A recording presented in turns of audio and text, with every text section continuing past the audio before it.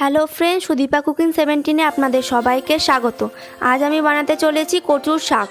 কচুর শাক কীভাবে বানাতে হয় আপনারা আমার এই পুরো ভিডিওটাতে পেয়ে যাবেন। আর ভিডিওটি ভালো লাগলে প্লিজ একটি লাইক করবেন এবং আমার চ্যানেলটি আপনারা সাবস্ক্রাইব করবেন। তো চলো ফ্রেন্ডস, দেখা যাক কচুর শাক কীভাবে আমি বানাচ্ছি। কচুর ডাঁটিগুলোকে ছোট ছোট টুকরো করে কেটে নিয়েছি। তারপর কচুগুলোকে পরিষ্কার করে জল দিয়ে ধুয়ে নেব। এরপর কড়াইতে জল এবং 1 চামচ মতো নুন দিয়ে কচুগুলোকে সেদ্ধ করে নেব।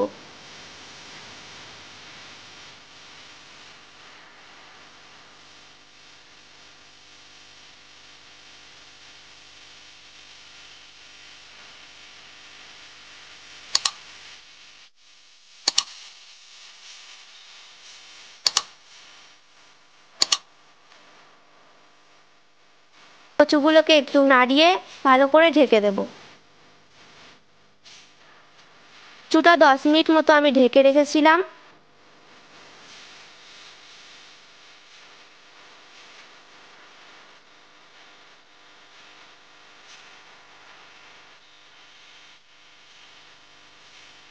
কচুগুলো আমার সেদ্ধ হয়ে গেছে। এবার কচুগুলো আমি একটা পাত্রে ছেঁকে নিয়ে তুলে নিচ্ছি।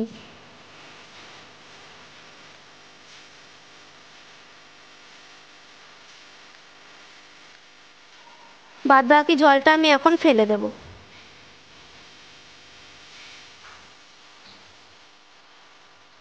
তারপর একটি কড়াই চাপিয়ে উনুনে 25 গ্রাম মতো সর্ষের তেল দেব।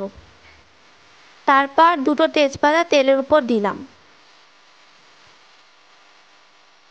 তারপর সামান্য অল্প পরিমাণ কালো জিরে দিলাম। একটা গোটা পেঁয়াজ কুচি তেলের মধ্যে ছেড়ে দিলাম। তারপর এগুলোকে একটু হালকা করে নাড়িয়ে নিলাম। তারপর আদা বাটা 1 চামচ, রসুন বাটা 1 চামচ, জিরে বাটা 1 চামচ দিলাম। গুঁড়ো 1 চামচ আর হলুদ গুঁড়ো 1 চামচ দিলাম।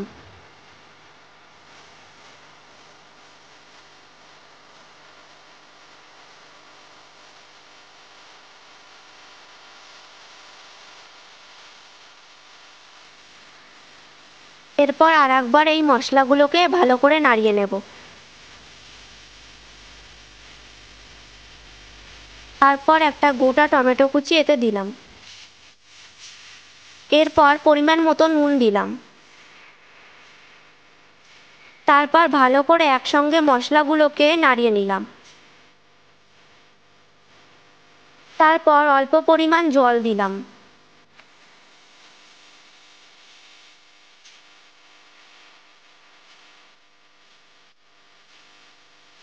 আর 1 বাটি মতন নারকেল কুড়ানো দিলাম। 1 বাটি ভেজানো ছোলা দিলাম। একটু ভালো করে নেড়ে নিলাম। এই ইলিশ মাছের মাথা দিয়েও রান্না করতে পারেন। পর 2 চামচ মতো এতে আমি চিনি দিলাম।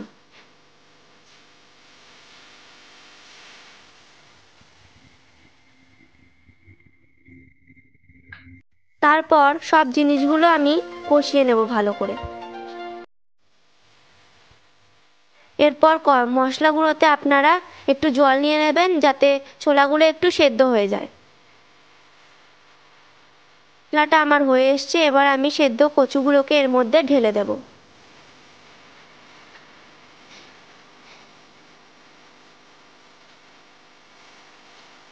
এরপর আমি এগুলোকে ভালো করে নাড়িয়ে একটু ঢেকে দেব।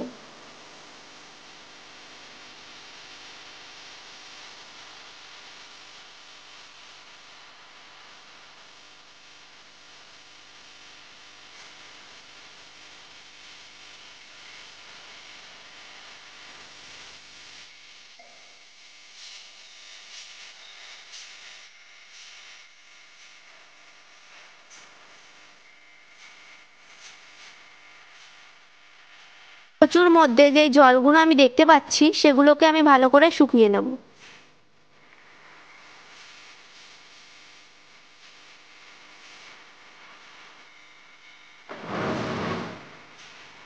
পরে আমি খুন্তি দিয়ে নাড়িয়ে এভাবে মাখা মাখা করে নেব।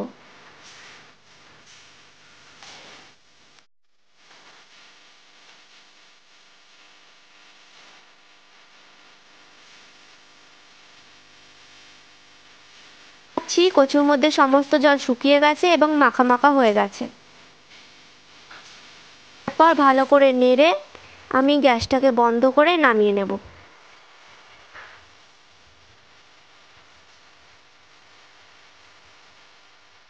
দেখতেই পাচ্ছেন কত সুন্দর এই রান্নাটি হয়েছে, আপনারাও বাড়িতে বানাবেন।